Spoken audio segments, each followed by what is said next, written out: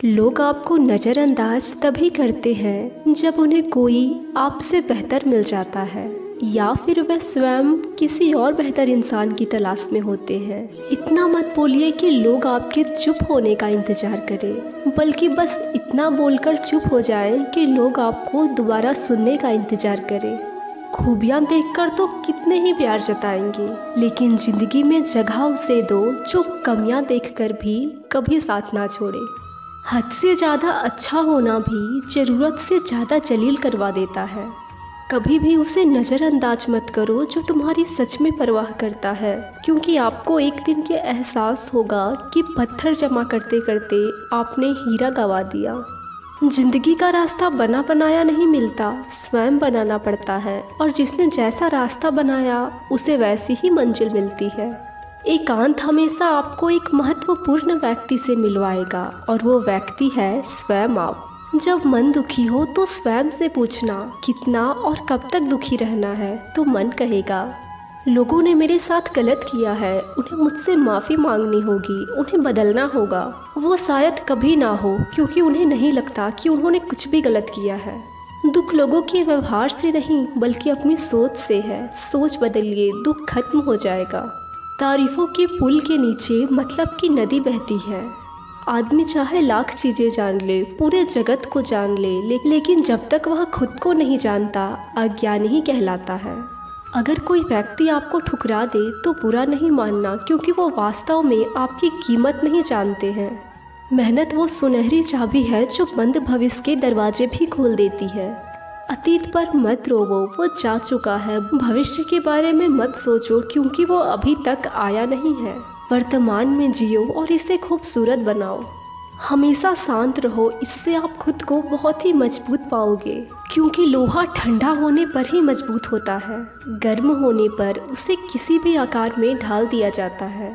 किसी विपत्ति के समय आपको ये 7 गुण बचाएंगे: आपका ज्ञान, आपकी विनम्रता, आपकी बुद्धि, आपके भीतर का साहस, आपके अच्छे कर्म, सच बोलने की आदत और ईश्वर में विश्वास। आत्मा हमेशा जानती है कि सच क्या है और गलत क्या है, लेकिन मनुष्य के पास चुनौती हमेशा सच जानने की होती है। मुश्किल समय में व्यक्ति अकेला हो जाता है, लेकिन मुश्किलों के वजह से व्यक्ति मजबूत बन पाता है। जो आपको सम्मान दे उसी को सम्मान दीजिए। हैसियत देखकर सर झुकाना तो कायरता का लक्षण है। हम अपना सारा जीवन धन कमाने में लगा देते हैं। धन हमें सम्मान देता है, संसाधन देता है। अगर सामान के साथ सम्मान भी कमाना है, खुशी और प्यारे रिश्ते भी कमाने हैं, तो धन से ज़्यादा दुआएं कमाने होंगे। यह ज़रूरी नहीं कि जो धन कमाते हैं वो दुआएं भी कमाते होंगे, लेकिन जो दुआएं कमाते हैं वो ज़रूरत से ज़्यादा धन भी कमाएंगे।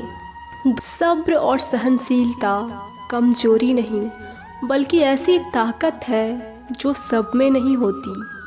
किसी को डर है कि ईश्वर देख रहा है, और किसी को भरोसा है कि ईश्वर देख रहा है। सब की नकल की जा सकती है, लेकिन चरित्र, व्यवहार और संस्कार की नकल कभी नहीं की जा सकती।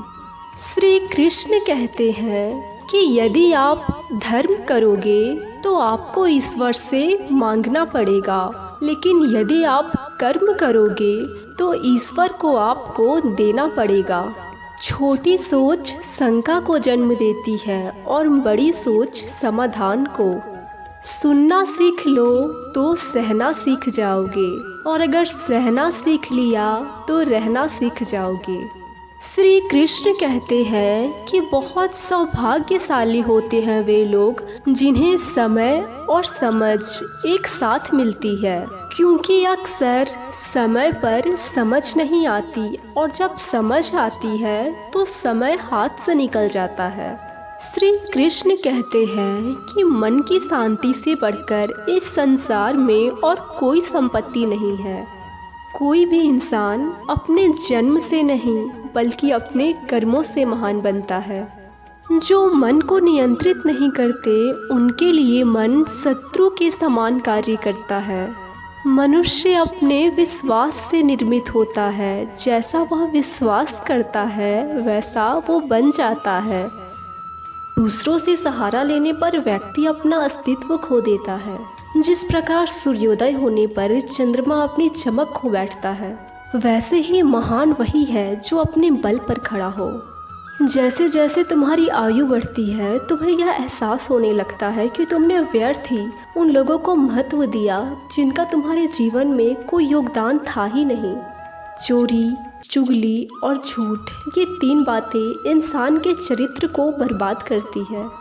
तुम्हारे मन में अगर जरा सा भी किसी को दुख देने का भावना है तो तुम अपने लिए बीज बो रहे हो, क्योंकि जो तुम्हारे मन में किसी को दुख देने का बीज है वो तुम्हारी ही भूमि पर गिरेगा, किसी दूसरे के मन के भूमि में नहीं गिर सकता।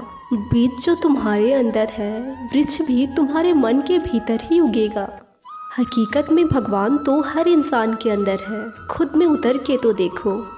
जब खुश हो तो कृष्णा को मत भूलना, और जब दुख हो तो कृष्णा पर विश्वास जरूर रखना। किसी की फितरत देखनी हो तो उसे आज़ादी दो, किसी का सोच देखना हो तो उस पर विश्वास करो।